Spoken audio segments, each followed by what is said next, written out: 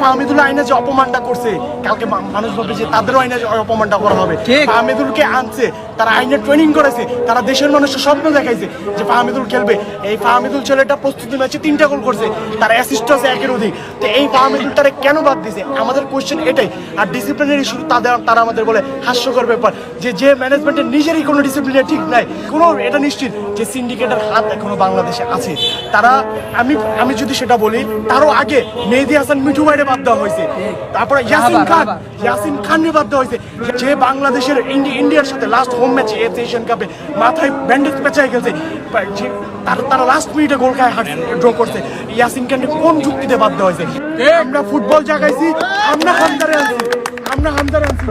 আমার ভাইরা যখন হামজা কোনো দামগন্ধ ছিল না, যখন হামজার এই বাংলাদেশে আস্তে আস্তে পর্দাপন হয়, আমার ভাইরা টিফো করছে, আমার ভাইরা ব্যানার করে স্টেডিয়ামে দাঁড়াইছে, ব্রিং ব্যাক হামজারে আনে।